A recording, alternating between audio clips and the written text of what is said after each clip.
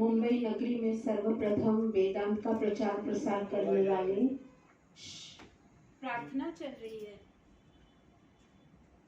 अनंत श्री विभूषित निरंजन पीठाधीश्वर आचार्य महामंडलेश्वर ब्रह्मलीन स्वामी श्री प्रेमपुरी जी महाराज के अति पावन चरणों में प्रणाम। इस आश्रम के संस्थापक अध्यक्ष महामंडलेश्वर ब्रह्मलीन स्वामी श्री महेश्वरानंद गिरी जी के पुनीत पावन चरणों में प्रणाम। परम पूज्य परम आदरणीय स्वामी श्री अखंडानंद सरस्वती जी के पुनीत पावन चरणों में प्रणाम। मंचस्थ श्रोत्रिय ब्रह्मनिष्ठ दिल्ली के JNU यूनिवर्सिटी के डीन डॉक्टर श्री झा जी के पुनीत पावन चरणों में प्रणाम करते हुए त्वमादिदेवः पुरुषः पुराणस्त्वमस्य विश्वस्य परं निधानम् वेत्तासि वेद्यं च परं च धाम त्वया ततं विश्वमनन्तरूप। ॐ तत्सत् ॐ तत्सत् ॐ तत्सत्।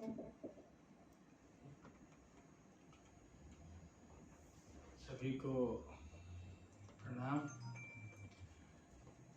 ओम शंकरम शंकराचार्यम केशवम बादरायणम सूत्र भाष्य कृतौ वंदे भगवन्तो पुनः पुनः। ईश्वरो गुरुरात्मेति मूर्ति भेद विभागिनी व्योमवत् व्याप्त देहाय दक्षिणामूर्तये नमः। ओम शांति शांति शांति। आज हम जो व्रत है, तप रूप जो व्रत है, तो कल हमने जो शारीरिक और वाचिक तप होता है उसके बारे में चर्चा की थी। आज भगवान मानस तप के बारे में हमें बता रहे हैं कि मनः प्रसाद सौम्यत्वम मौन मात्म विनिग्रह भाव संशुद्धि तपो मानस मुच्यते। मानस तप क्या है? भगवान कहते हैं मनः प्रसाद। भगवत पाद शंकराचार्य कहते हैं मनः प्रसाद यानी मनसः प्रशांति। मनसः प्रशांति अर्थात स्वच्छता पालनम मनसः प्रसाद। ये मन का प्रसन्न रहना, जो द्वितीय अध्याय में भगवान कहते हैं कि राग द्वेष वियुक्तस्तु विषयानिन्द्रियश्चरन् आत्मवश्यैर्विधेयात्मा प्रसादमधिगच्छति। कि मन कब प्रसन्न रहता है, हम कब प्रसन्न होते हैं? जब सभी इंद्रियां हमारे वश में, हम जब चाहें तब इंद्रियों का प्रयोग करें। इंद्रियां जब चाहें तब हम प्रयुक्त ना हो जाए। कल भी बात आई थी कि इंद्रियों के या मन के वश में जो होता है वो सामान्य व्यक्ति होता है, लेकिन जिस व्यक्ति के वश में इंद्रिय और मन होता है वो योगी हो जाता है। तो व्यक्ति वही प्रसन्न रह सकता है जिसकी इंद्रियां उसके वश में हो और आत्मवश्येर विधेयात्मा। यहाँ आत्म शब्द का प्रयोग अंतःकरण के अर्थ में, तो अंतःकरण भी उसके वश में हो और तब जब कोई वह कार्य करता है तो वह प्रसन्नता से करता है। तो प्रसन्नता का प्रसाद का आचार्य शंकर वहाँ देखे होंगे कि प्रसाद का अर्थ कहते हैं प्रसन्नता। प्रसन्नता स्वास्थ्यम। और ये एक अद्भुत विषय है कि यदि आप प्रसन्न हैं तो फिर स्वास्थ्य भी अच्छा है। स्वास्थ्य का भी जो वास्तविक स्वरूप है, जैसे योग सूत्र में पतंजलि कहते हैं तदा दृष्टु स्वरूपे अवस्थान। अपने स्वरूप में स्थित हो जाना ही स्वस्थ है, वही स्वास्थ्य होता है। तो स्व का अर्थ आत्मा है। मूल रूप में उस आत्म तत्व में जो व्यक्ति स्थित हो जाता है वो स्वस्थ हो जाता है और यही व्यक्ति का स्वास्थ्य होता है। और जहाँ भी आत्मस्थिति होती है वहाँ प्रसन्नता होती है, क्योंकि आत्मा का स्वरूप ही आनंद है। लेकिन जब हम WHO का देखें, हेल्थ का जो डेफिनेशन देते हैं, तो 1948 में उन्होंने कहा कि जो फिजिकली, मेंटली और सोशली जो ठीक है वो हेल्दी है, उसको हम स्वस्थ कहेंगे, होलिस्टिक। हाँ, लेकिन उसमें एक चीज की तब भी कमी थी और वो ऐड किया 1998 में, और उसमें स्पिरिचुअल है। तो आज की दृष्टि में है कि केवल कोई शारीरिक दृष्टि से ठीक दिख रहा है और वह स्वस्थ है, ऐसा नहीं है। शारीरिक दृष्टि से ठीक हो, मानसिक दृष्टि से भी ठीक हो और सामाजिक दृष्टि से भी ठीक हो। सामाजिक दृष्टि जो है, जैसे किससे कैसे बात करें, आचार क्या हो हमारा, क्योंकि जिस प्रकार हम बात करते हैं, व्यवहार करते हैं, तदनुरूप रिएक्ट करते हैं। तो इसलिए आपका व्यवहार, वो सभी प्रकार का जो आचार है, उसको जब आप पालन करते हैं तो आपके चारों तरफ का जो परिवेश होता है वो अनुकूल होता है, और जब अनुकूल होगा तो आपका मन अनुकूल होगा, मन अनुकूल होगा तो शरीर अनुकूल होगा। लेकिन इन सब के मूल में जो एंगल जोड़ा वो था स्पिरिचुअल। स्पिरिचुअल मतलब जब तक आप अपने आत्म तत्व की ओर न बढ़ें, जब तक उसको न जानें, तब तक निर्विघ्न रूप से सदैव मन की प्रसन्नता होगी, यह संभव नहीं है। इसीलिए स्पिरिचुअल एंगल का मतलब है कि अंत में आपको आत्मोन्मुख होना ही पड़ेगा, और आत्मोन्मुख होना ही प्रसन्नता है, और आत्मोन्मुख होना प्रसन्नता है तो वही स्वास्थ्य है। इसलिए जो व्यक्ति शारीरिक रूप से, मानसिक रूप से, सामाजिक रूप से और आध्यात्मिक रूप से चारों दृष्टि से जब ठीक है तो फिर वह स्वस्थ है। इसीलिए भगवान शंकराचार्य ने ये मुझे बहुत चिंतन किया कि प्रसादः प्रसन्नता, प्रसन्नता स्वास्थ्यम, तो ये सब जुड़ा हुआ है। स्वास्थ्य का एक व्यवहारिक जीवन में भी महत्व है, और स्वास्थ्य का अंतिम रूप है स्व में स्थित होना, आत्मा में स्थित होना। वही हमेशा के लिए प्रसन्न रह सकता है और हमेशा के लिए स्वस्थ भी रह सकता है। तो इसको यहाँ पर भी उन्होंने मनः प्रसाद यानी मनसः प्रशांति, और वहां पर भी देखेंगे कि जिसकी प्रशांति किसकी नहीं होती है, वो है कि अशांतस्य कुतः सुखम। जब राग द्वेष वियुक्त स्तु से ठीक पहले है अशांतस्य कुतः सुखम, कि जो व्यक्ति अशांत है उसको कभी सुख नहीं मिल सकता, क्योंकि उसका मन बेचैन होता है। और मन जिसका बेचैन हो, वो कितना भी धन धान्य से संपन्न हो, कितना भी वो बना के रखे, लेकिन मन की बेचैनी के कारण वो कभी स्वस्थ नहीं रह सकता और कभी वो प्रसन्न नहीं रह सकता। इसीलिए शांति आवश्यक है। और शांति किसका रूप है? शांतम शिवम अद्वैतम चतुर्थम मन्यन्ते स आत्मा स विज्ञेयः, मांडुक्य उपनिषद में कहते हैं ऋषि कि जो वह अद्वैत तत्व है, जो आत्म तत्व है, उसका स्वरूप शांति। तो शांति आप में आ गई, इसका मतलब प्रसन्नता आ गई, प्रसन्नता आ गई मतलब स्वास्थ्य अच्छा हो गया। ये बिल्कुल मैथमेटिकली एक दूसरे से रिलेटेड है। इसलिए यहाँ पे कहते हैं कि ये सबसे बड़ा तप है कि आपका मन कैसे प्रसन्न रहे। आप इस पर हमेशा ध्यान दें तो मनः प्रसादः मनसः प्रशांति स्वच्छता पादनम, स्वच्छता पादन, एकदम मन स्वच्छ रहे, क्योंकि स्वच्छ मन में ही उस आत्म तत्व की अनुभूति होती है। कल जो बात आई थी कि शास्त्राचार्योपदेश समदमादि संस्कृतम मनेव आत्मदर्शने करणम। जब तक हम आचार्य की बात न सुने, जब तक शास्त्र प्रतिपादित, और वो भी शास्त्र क्या, ये भी हमें भ्रांति में नहीं रहनी चाहिए कुछ भी उठा के पढ़ ले।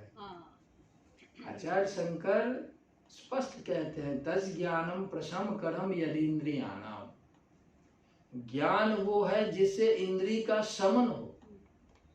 आज जितना वेस्टर्न नॉलेज सिस्टम है वो हमें क्या करता है, जितना ज्ञान तो वो है नहीं, हमारी दृष्टि से तो अज्ञान है, लेकिन क्या है, जो भी हम पढ़ते हैं मन को उत्तेजित करता है, जो भी हम जानते हैं वो मन को उत्तेजित करता है, इंद्रिय को उत्तेजित करता है। और भूख बढ़ाओ, ये जो आप टीवी में देखते हैं कि वो सारी चीजें होती हैं जिससे आपकी इंद्रियां उत्तेजित हो, आपका मन उत्तेजित हो, और ये लेना है और ये करना है, इस प्रकार की भावना बढ़ के, ये सारी चीजें जो हैं ये वेस्टर्न नॉलेज सिस्टम का गोल है।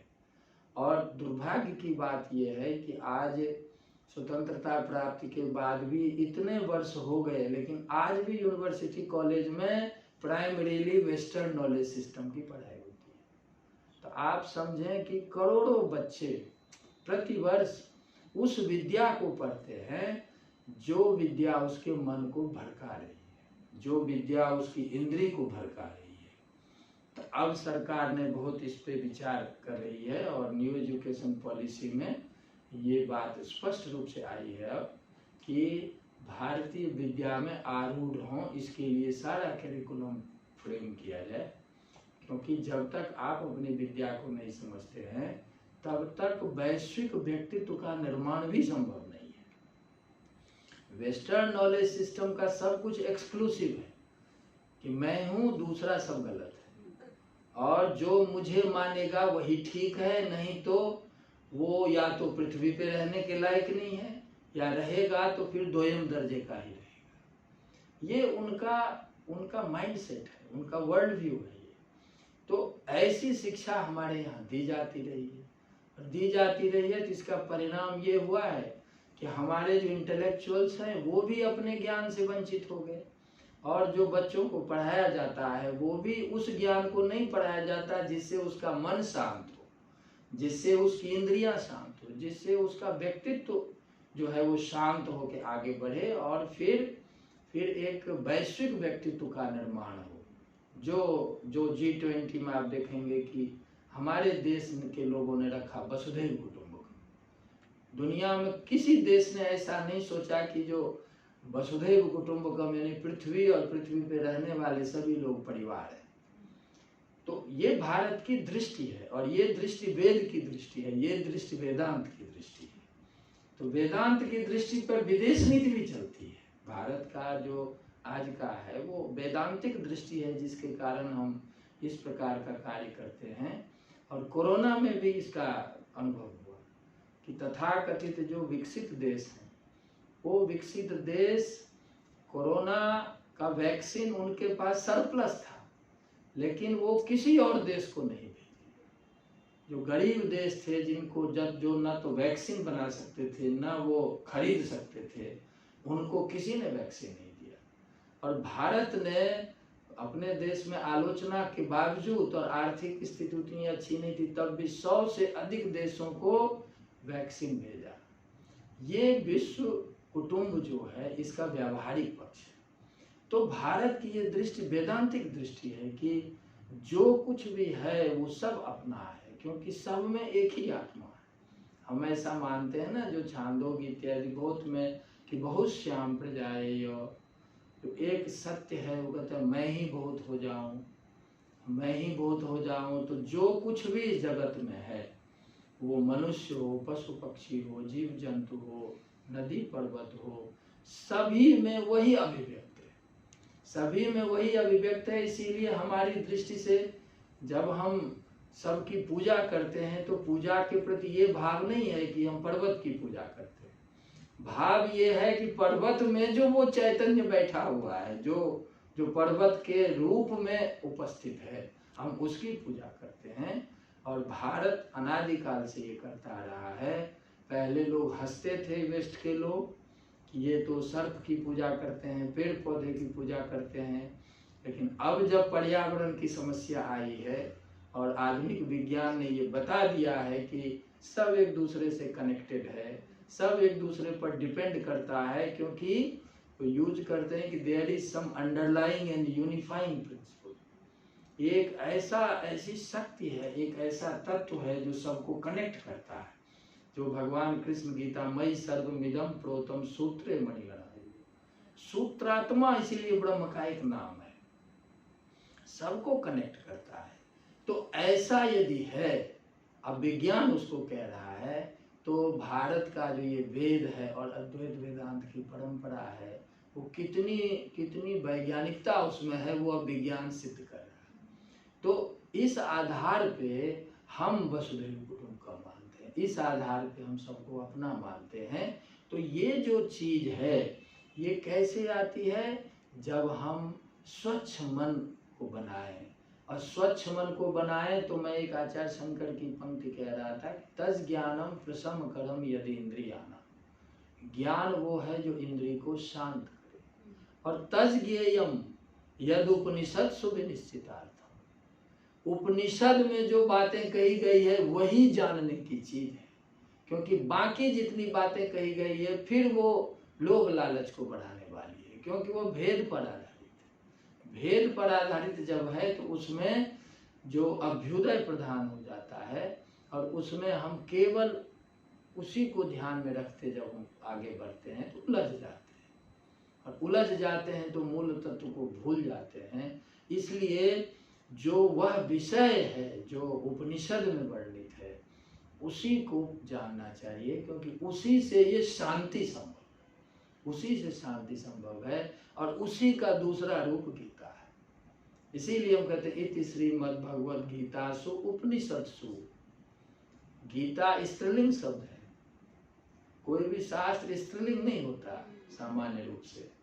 हम जो भी है वो कहते हैं रघुवंशम, काली कुमार संभवम, महाभारतम, रामायणम, ये सब नपुंसकलिंग में होता है, लेकिन गीता स्त्रीलिंग है। क्यों स्त्रीलिंग? क्योंकि उपनिषद शब्द स्त्रीलिंग, उपनिषद शब्द नित्य स्त्रीलिंग है, इसीलिए उपनिषद का विशेषण है, उसी को यहाँ गाया गया है। इसीलिए भगवद गीतासु उपनिषदसु, तो जो उपनिषद है उसी का दूसरा रूप भगवद गीता है।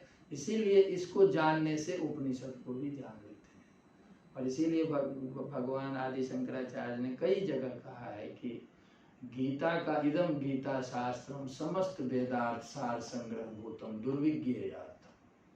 ये जो गीता है, आरंभ में ही उन्होंने ये चीज कह दी कि ये जो गीता है संपूर्ण वेद का सार है। इसीलिए कोई गीता का अध्ययन करता है तो फिर वो संपूर्ण वेद को जान लेता है। इदम गीता शास्त्रम समस्त वेदार्थ सार संग्रह भूतम दुर्विज्ञेयार्थम, और जितना सरल दिखता है उतना है भी नहीं। जैसे जैसे आप इसके गंभीर विषय को समझेंगे तो आपको लगेगा कि ये तो अत्यंत गंभीर विषय है। तो इसके आधार पर हमें उपनिषद, गीता और ब्रह्मसूत्र, क्योंकि ब्रह्मसूत्र भी उपनिषद का तार्किक प्रस्तुतिकरण है, तो उपनिषद में जो बात कही गई है उसका तर्कपूर्ण ढंग से व्याख्या ब्रह्मसूत्र है, और उसका जो सामान्य रूप से लोगों के लिए व्याख्या गीता है।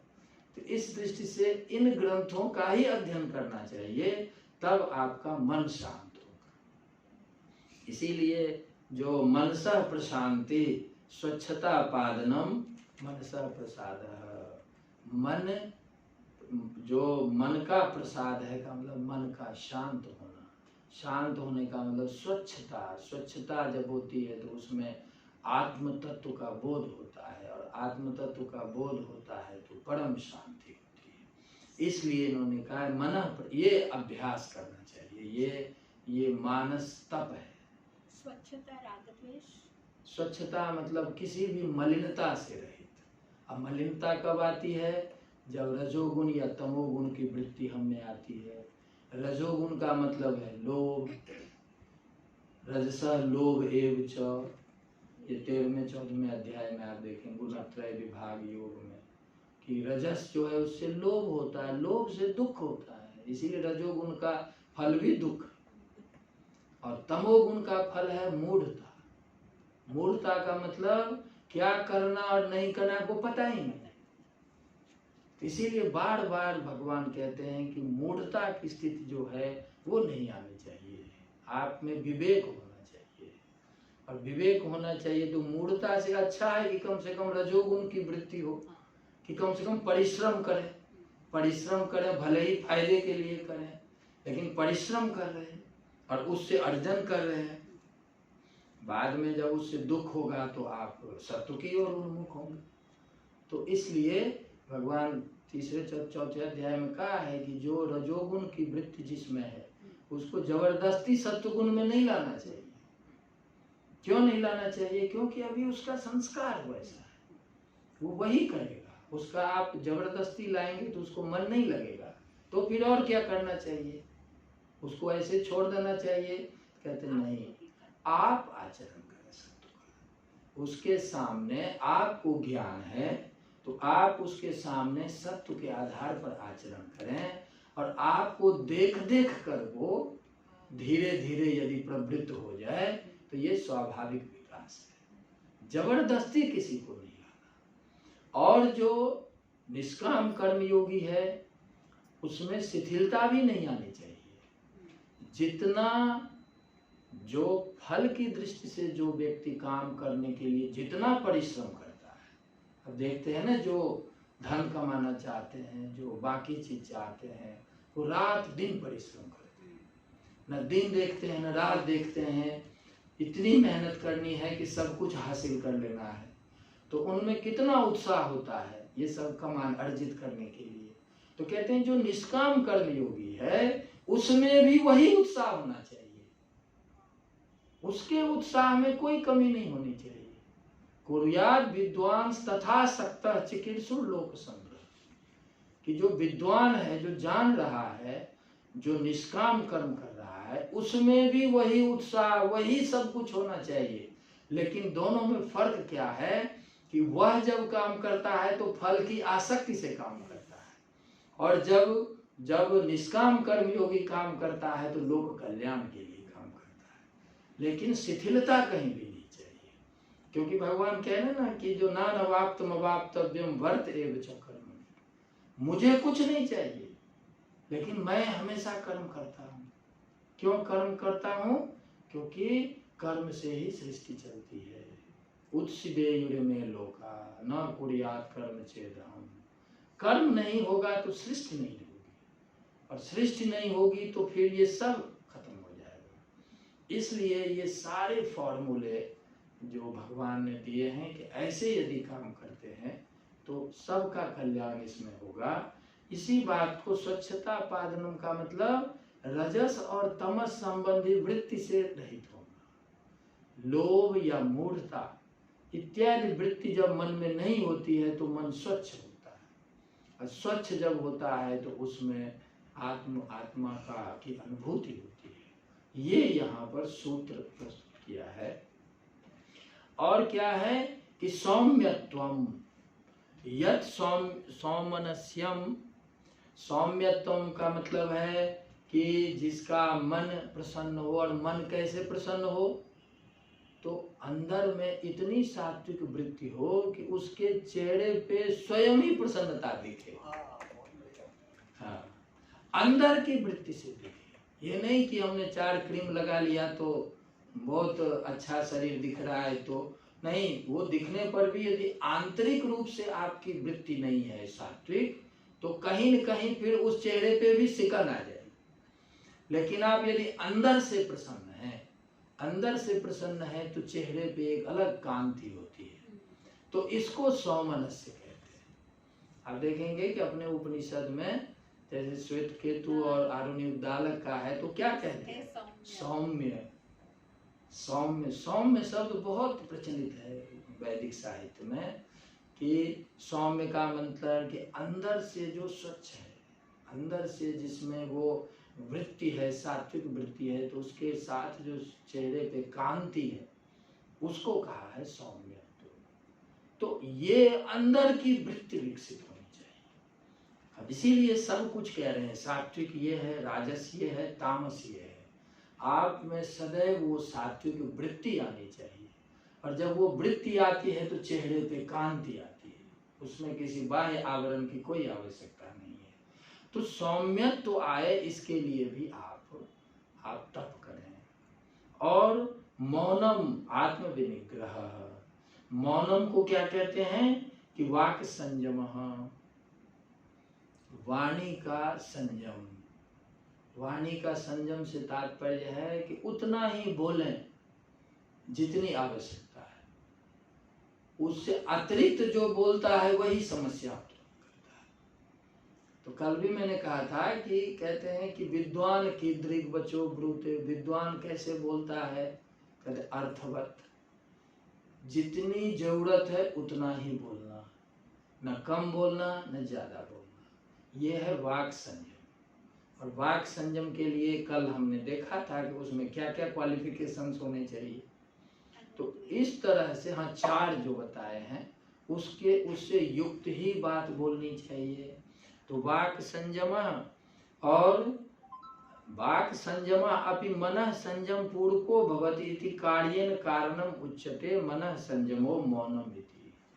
और कहते हैं कि वाणी का संयम जो है उसका संबंध मन से है, क्योंकि मन में आपकी जो बातें होती हैं वही वाणी में आ जाती है, वही व्यवहार में आ जाता है। कि कल हमने बात की थी कि ज्ञान, इच्छा, फिर प्रयत्न, प्रयत्न का मतलब मानसिक व्यापार, और मन में वही चलता है जो आपकी दृष्टि होती है, और जो दृष्टि होती है वो मन में चलता है, और मन में जो चलता है वो बाहर आ जाता है। तो वो आपकी शारीरिक क्रिया हो या भाषा हो, उस रूप में प्रस्तुत हो जाती है। तो वाक संयम का मतलब है मन का संयम। मन का संयम का मतलब है स्पष्ट ज्ञान कि क्या ठीक है क्या गलत है। ये स्पष्ट ज्ञान जब होता है तो फिर मन संयमित हो जाता है। मन संयमित होता है तो वाणी संयमित हो जाती है। तो ऐसे वाक संयम, इसी को मौन होना कहते हैं। मौन होना का मतलब पूर्ण रूप से चुप नहीं हो जाना। मौन होने का मतलब है कि सात्विक दृष्टि से मन को रखें, और मन यदि सात्विक हो तो आपकी वाणी जो होगी वो सात्विक होगी और इन 4 चीज़ों से युक्त होगी, और उतनी ही बात बोलें जितनी आवश्यकता है। इसको कहते हैं मौन। ये भी एक तप है, इस पर भी ध्यान देना चाहिए। और चौथा है आत्म विनिग्रह। आत्म विनिग्रह का मतलब मनोनिरोध सर्वतः सामान्य रूप आत्म विनिग्रह वाग विषयस्य एवं मनस संयमो मौनम इति विशेषः। तो कहते हैं कि जब वाणी के संयम से भी मन जुड़ा हुआ है तो अलग से मन का संयमित करना क्या हुआ। आत्म विनिग्रह का मतलब मन को संयमित रखना। तो कहते हैं नहीं, मौन की बात जो यहाँ पे की है वो केवल वाणी से संबद्ध है, लेकिन बाकी भी तो इंद्रियां हैं। तो बाकी इंद्रियां हैं, मन का स्वयं भी बहुत जगह जाना है। तो सभी प्रकार से मन पर नियंत्रण हो, इसको आत्म विनिग्रह कहते हैं। एक तो भाषा की दृष्टि से विशेष रूप से, लेकिन मन के जितने व्यापार हैं, जो योग सूत्र में कहा योग चित्त वृत्ति निरोध, कि चित्त वृत्ति निरोध का मतलब है कि मन हमारा कहाँ कहाँ जाता रहता है, तो उन सभी जगह से मन का निरोध करना, सभी में मन का संयमित होना। तो अन्य सभी की दृष्टि से जब कहा है मन का संयम, तो वो आत्म विनिग्रह है। आत्मा शब्द के भी कई अर्थ होते हैं। आत्मा शब्द का अर्थ अंतःकरण भी होता है, आत्मा शब्द का अर्थ जीव भी होता है, आत्मा शब्द का अर्थ शुद्ध आत्म तत्व भी होता है। तो आत्मा का यहाँ गीता में अनेक जगह अंतःकरण के रूप में प्रयोग होगा। तो इसीलिए आत्म विनिग्रह का मतलब है कि मन का संयमित होना। इस पर अवश्य ध्यान दें कि मन की जितनी क्रियाएं होती हैं, जितना व्यापार होता है, वो सब संयमित हो। तो संयमित हो, तो इसीलिए कहते हैं कि सामान्य रूप से मन का संयमन जो है वो आत्म विनिग्रह है, और विशेष रूप से भाषा की दृष्टि से जो संयमन है उसको मौन कहा है। ये दोनों में भेद है। तो मन प्रसाद, सौम्यत्व, मौन, आत्म विनिग्रह और भाव संशुद्धि, ये 5वां विषय है कि भाव संशुद्धि हो। और भाव संशुद्धि को कहा है कि परे व्यवहार काले अमायावित्वम, दूसरे से जब व्यवहार करें तो छल पूर्वक ना करें। होता है ना कि बोलते कुछ और है और उसके साथ व्यवहार अलग ही करते हैं। इसको कहते हैं माया वित्तोम।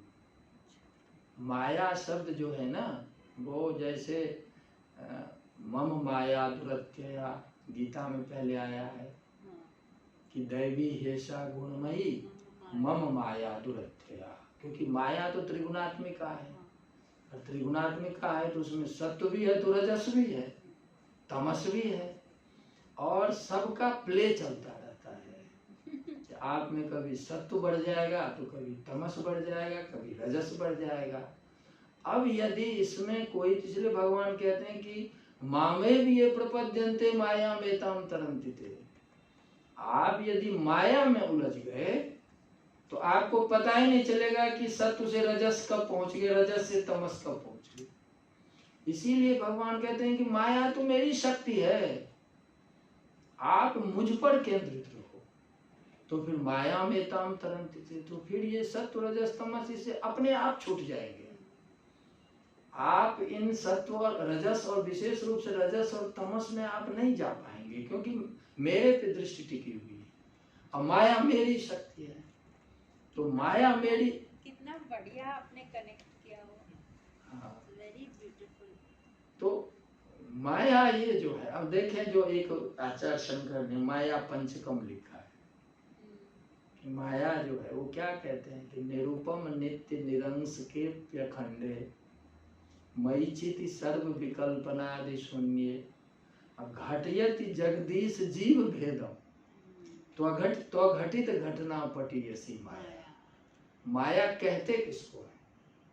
कहते माया तो वो है कि ब्रह्म जो है वो निरुपम है, अंश रहित है, नित्य है, अखंड है और सभी विकल्पों से शून्य। ऐसे ब्रह्म में जो ईश्वर और जीव में भेद उत्पन्न कर दे, अखंड में भी खंड प्रतिपादित कर दे, तो कहते हैं ऐसे जो है ही नहीं उस घटना को जो प्रस्तुत कर दे उसी को माया कहते हैं। और माया जो है वो सत्व रजस तमस रूप है, और सत्व रजस तमस ऐसे बुना हुआ है आपस में कि आप यदि माया की खोज में लग जाए तो आपको पता ही ना चले कि कब कहाँ पहुंच जाए। एक बार नारद का आता है ना संवाद, आप लोगों ने सुना ही होगा। नारद जी ने भगवान से एक बार पूछा कि माया क्या चीज है, हमें जरा बता दीजिए। तो बोले ठीक है चलिए मेरे साथ। तो जाते जाते एक रेगिस्तान में पहुंच गए।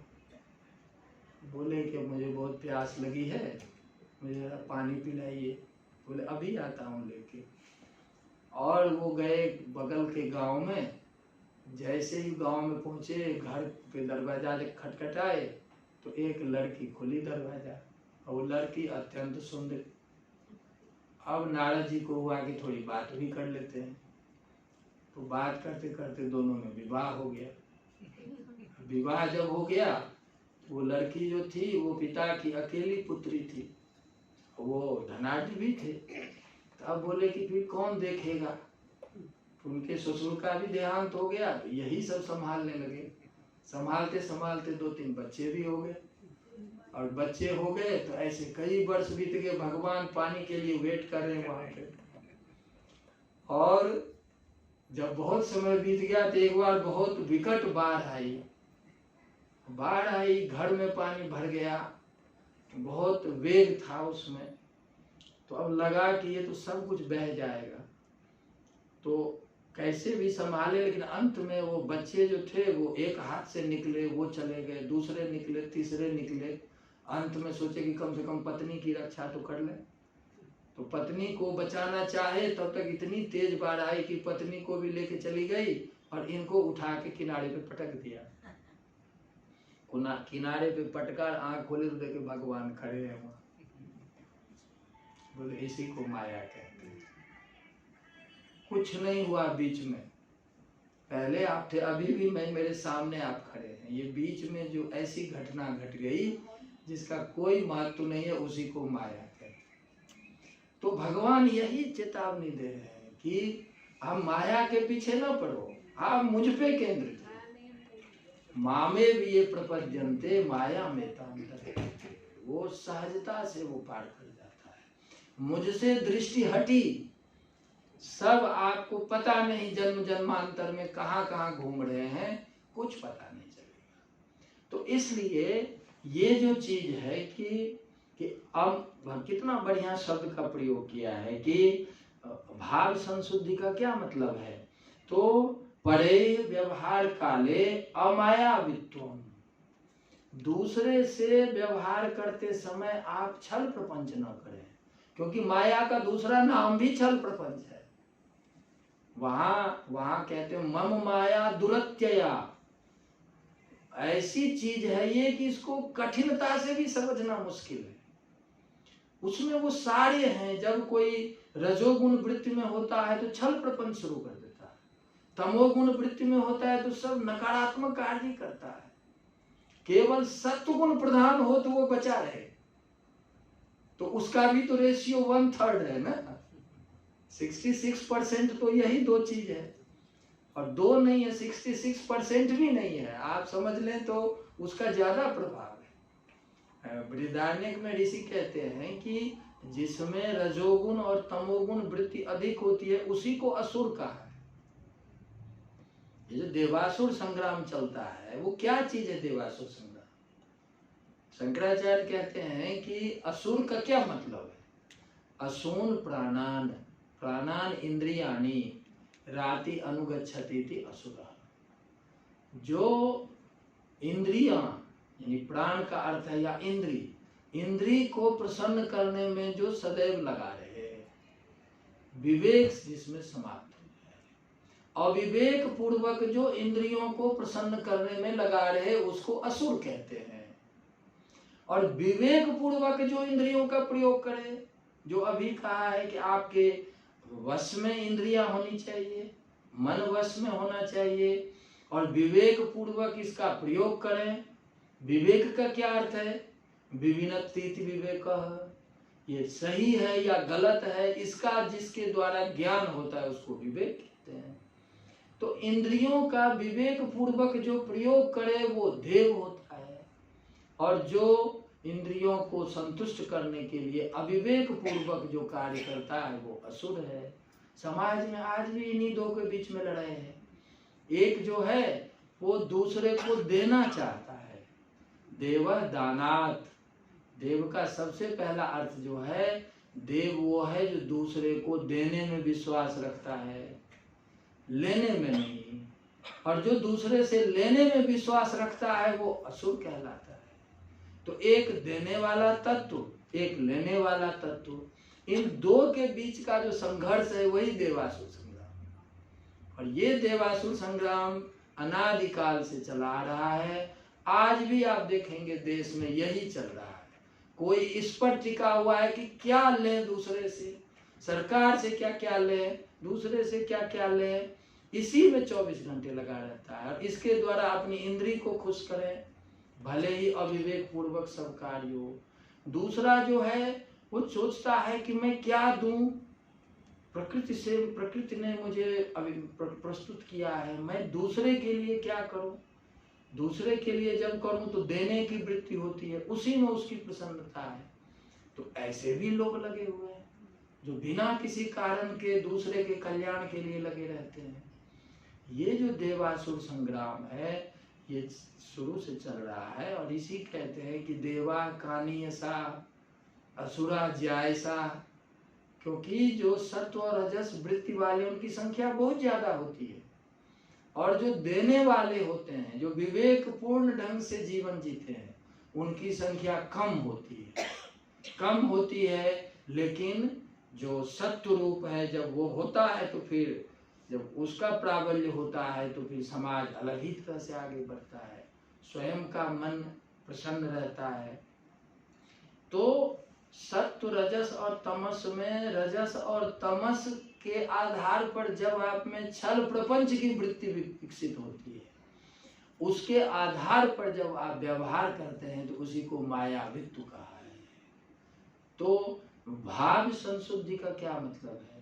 जब भी किसी से व्यवहार करें, क्योंकि ये सब तप से जुड़ा हुआ है, तो किसी से व्यवहार करें तो आप में छल प्रपंच ना हो, आप शुद्ध मन से उसके साथ व्यवहार करें और उसमें उसका तो कल्याण है ही, लेकिन सबसे ज्यादा आपका कल्याण है। इससे मन प्रसन्न रहेगा तो फिर जीवन में सभी कुछ अच्छा अच्छा होता रहेगा।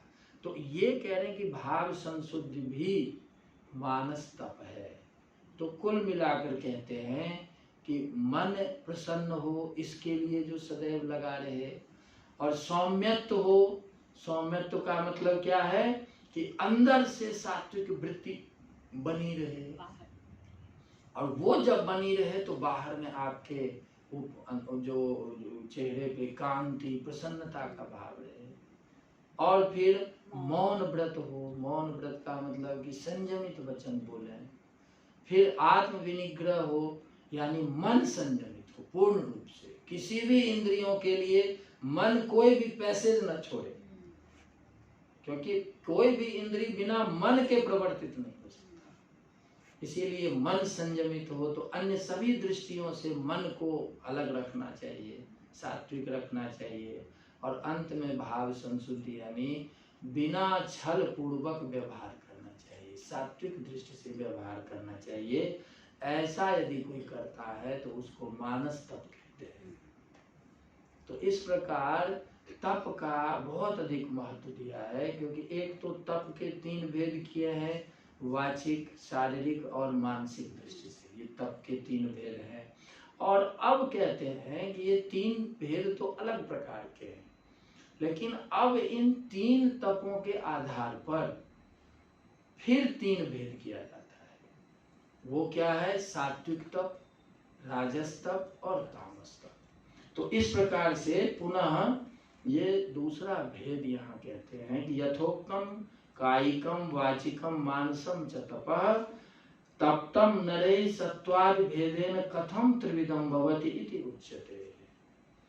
कि इन 3 व्रतों को करते हुए वो किस प्रकार से सात्विक तप कर रहा है, किस प्रकार से राजस तप कर रहा है और किस प्रकार से तामस तप कर रहा है, इसका भी विवेचन होना चाहिए।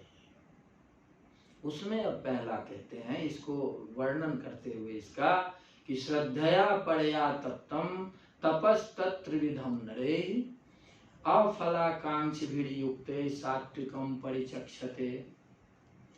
कि श्रद्धया, क्योंकि श्रद्धा त्रय विभाग योगी है, क्योंकि सब कुछ श्रद्धा पर निर्भर होता है यहाँ पे। तो श्रद्धया यानी आस्तिक बुद्धिया, आस्तिक बुद्धि से, और पड़या मतलब प्रकृष्टतया, और प्रकृष्टता पूर्वक यानी बिल्कुल सिस्टमैटिक रूप में। प्रकृष्ट का मतलब ये है कि बहुत सुनियोजित रूप में। तप्तम अनुष्ठितम तपः, तप्तम का मतलब जो तप करता है, जो अनुष्ठान करता है, जो जीवन में व्यवहार करता है। तत्प्रकृतम त्रिविधम त्रिप्रकारकम अधिष्ठानम नरे अनुष्ठात्र भी अफलाकांक्षी भी, ये 3 प्रकार के हैं। और पहला जो उसमें है वो है सात्विक। सात्विक का वर्णन दूसरी पंक्ति में करते हैं कि सात्विक क्या है? अफलाकांक्षी भी युक्त सात्विकम परिचक्षते। अफलाकांक्षी यानी जो 3 प्रकार के तप पहले हुए हैं, जो शारीरिक है, वाचिक है और मानसिक है, उन तीनों प्रकार के तप में जो फल की आकांक्षा न रखे। ये 3 प्रकार का तप जो हो रहा है उस वो बिना फल की आकांक्षा के, तो फलाकांक्षी रहिते ही और युक्ते समाहिते, बिना फल की आकांक्षा के वो तीनों प्रकार का जो तप कर रहा है और ईश्वर से सदैव युक्त है। यानी बिना फलाकांक्षा के 3 प्रकार का तप करते हुए जो सदैव ईश्वर से युक्त है, ऐसा जो तप होता है उसको सात्विक तप कहते हैं। तो आप देखें कि अन्य 3 प्रकार के तप वो हो रहा है, लेकिन उसमें कहीं भी फल की इच्छा न हो। फल की इच्छा जो है वो सबसे ज्यादा नुकसान क्या करता है? आप देखे होंगे पहले जब कहते हैं कि यम संन्यास मिति प्राहु योगम तम विद्धि पांडव, ये 6ठे अध्याय का ये दूसरा श्लोक, कि जो दूसरा श्लोक में कहते हैं कि योग और संन्यास क्या चीज है। तो योग और संन्यास के बारे में कहते हैं यम संन्यास मिति प्राहु योगम तम विद्धि पांडव। जो संन्यास है वही योग है, संन्यास से योग में कोई भेद नहीं है। तो वो क्या चीज है? न य संन्यस्त संकल्पो योगी भवति कस्य। संन्यास या योग उसको कहते हैं जिसमें फल संकल्प न हो।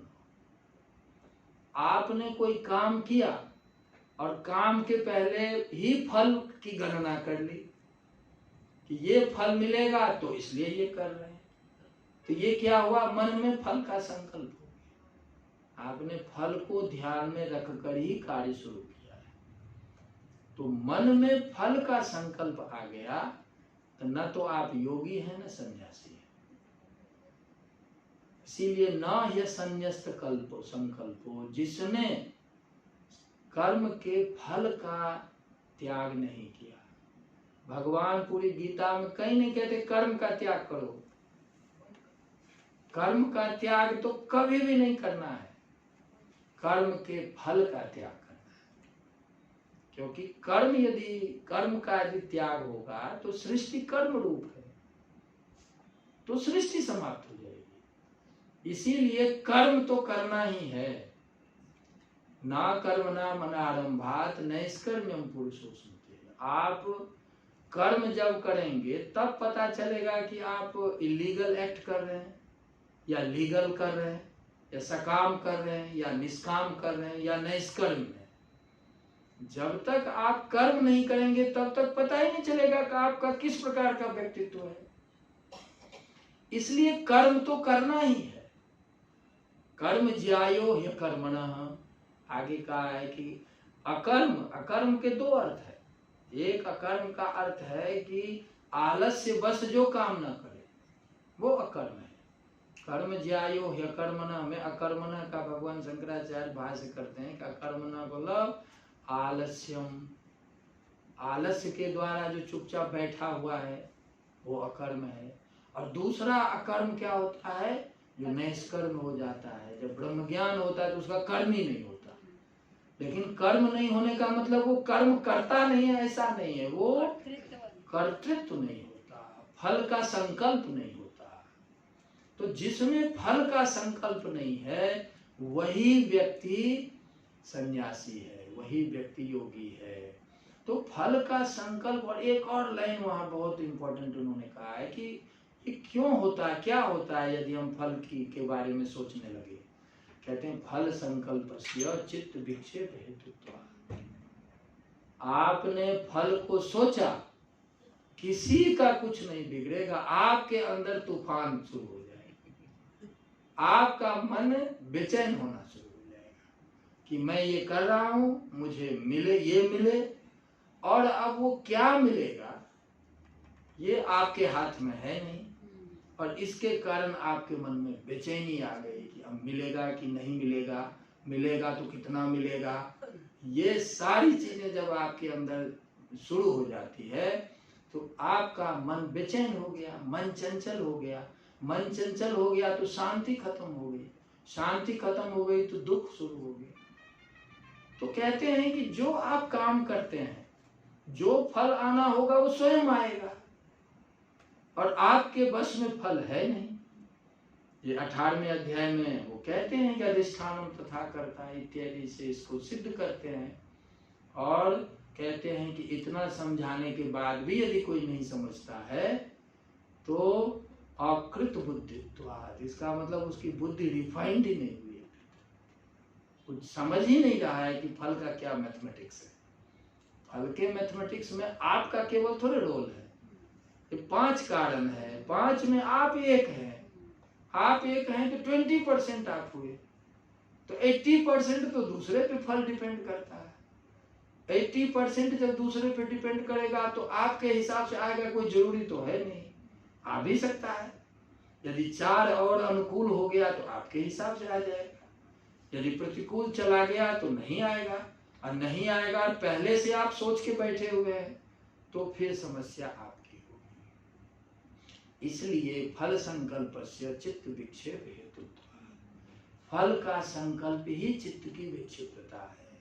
इसलिए फल का संकल्प नहीं करना चाहिए, केवल करना चाहिए कर्म।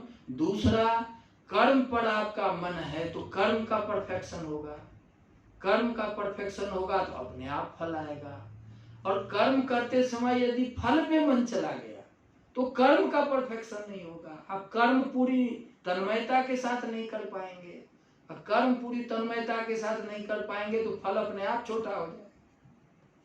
ये सारे गणित जो हैं उसको समझाते हुए कहते हैं कि फल की आकांक्षा नहीं करनी चाहिए।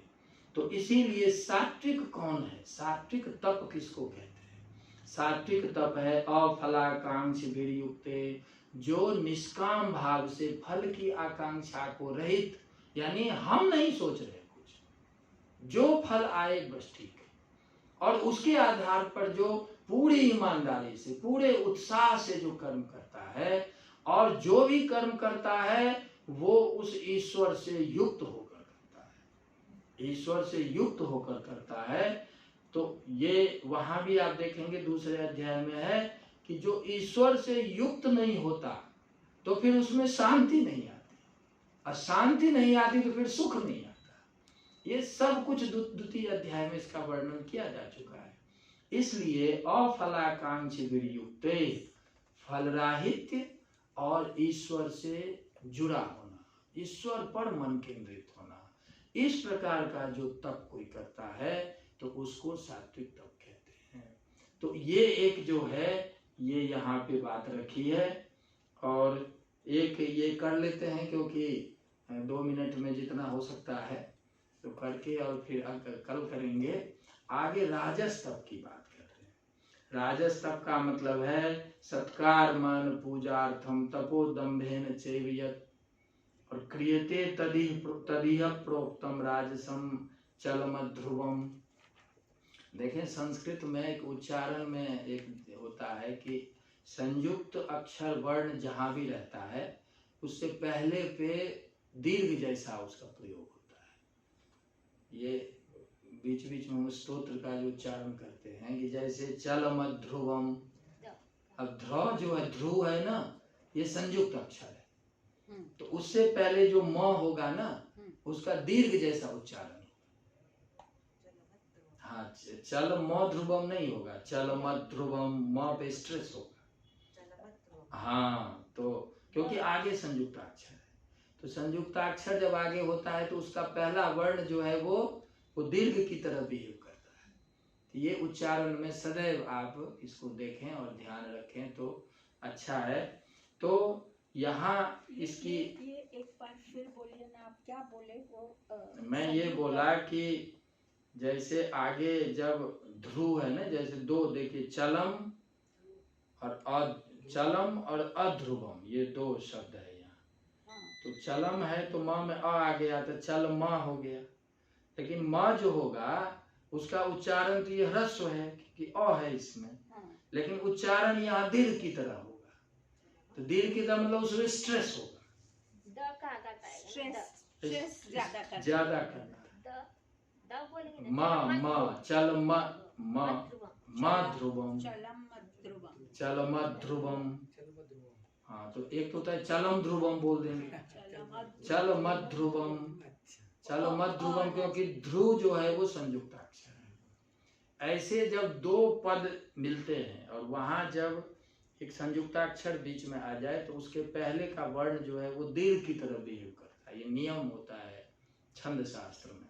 जैसे प्रोक्तम, हाँ प्रोक्तम नहीं, प्रोक्तम में तो प्रो जो है वो तो स्वयं में वो दीर्घ है, ठीक है, लेकिन यहाँ जिससे पहले ह है ना, क्रियते तदिह प्रोक्तम, प्रो के पहले वो है, तदिह पहले पे स्ट्रेस होगा, तदिह प्रोक्तम। हाँ, और ऐसे चलमत ध्रुवम, हाँ, तो ये जो है वो उच्चारण में, क्योंकि अपने यहाँ जो वेदांग है उसमें वेदांग में तो पहला जो है वो शिक्षा है, और 6 वेदांग में पहला शिक्षा है, और शिक्षा जो है उसका कार्य है उच्चारण सिखाना, क्योंकि हमारी परंपरा में उच्चारण का बहुत महत्व होता है, क्योंकि उच्चारण जो है वर्ण जो अपना है वो तो उसको मातृका शक्ति है।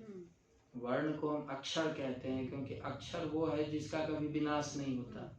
तो फिर ये उच्चारण जो कर रहे हैं, ध्वनि का तो विनाश होता है, कहते हैं ये ध्वनि नहीं है, ये एक एक जो है इसको मातृका शक्ति कहते हैं। मातृका शक्ति का मतलब एक एक वर्ण जो है एक एक शक्ति को रिप्रेजेंट करता है, वो जुड़ा हुआ है हमारे षट चक्र से। इसीलिए पूरा षट चक्र जो है वो वर्णमाला है, एक एक शक्ति जो है वो उसमें एक एक वर्ण उसको रिप्रेजेंट करता है। इसीलिए यदि आप उच्चारण ठीक से करते हैं तो वो उस शक्ति को उतना ही एक्टिवेट करता है, इसका प्रभाव है। इसलिए भारत में सदैव उच्चारण पे बहुत ध्यान दिया गया है। और व्याकरण सब में तो इतना पढ़ाया जाता है कि जो इंद्र और वृत्रासुर का चल रहा था तो एक वर्ण के उच्चारण में गलती हो गई, इसीलिए वृत्रासुर इंद्र को मारना चाहता था और यज्ञ कर रहा था, लेकिन उच्चारण अशुद्ध हो गया इसलिए स्वयं ही उसकी मृत्यु हो गई। तो वो तो बड़ी बात है, दूर की बात है, लेकिन सामान्य रूप से उच्चारण जो है वो लाभप्रद होता है। तो इसलिए मूढ़ग्राहेणात्मना, हाँ, मूढ़ग्राहेण, बिल्कुल। तो ये जो है ये छंद शास्त्र में इसकी ट्रेनिंग होती है, तो इस आधार पे ध्यान रखें। तो ये श्लोक आज हम बोल लेते हैं और कल इस पे फिर विचार करेंगे ठीक से कि सत्कार मान पूजार्थम तपोदम्भेन चैव क्रियते तदिह प्रोक्तम राजसं चलमध्रुवम्। तो इसकी कल व्याख्या करेंगे। तो आज इसकी समाप्ति करते हैं। पूर्णमदः पूर्णमिदं पूर्णात् पूर्णमुदच्यते पूर्णस्य पूर्णमादाय पूर्णमेवावशिष्यते। ॐ शान्ति शान्ति शान्ति। शङ्करं शङ्कराचार्यं केशवं बादरायणं सूत्रभाष्यकृतौ वन्दे भगवन्तौ पुनः पुनः। ईश्वरो गुरुरात्मेति मूर्तिभेदविभागिने व्योमवद्व्याप्तदेहाय दक्षिणामूर्तये नमः। ॐ शान्ति शान्ति शान्तिः।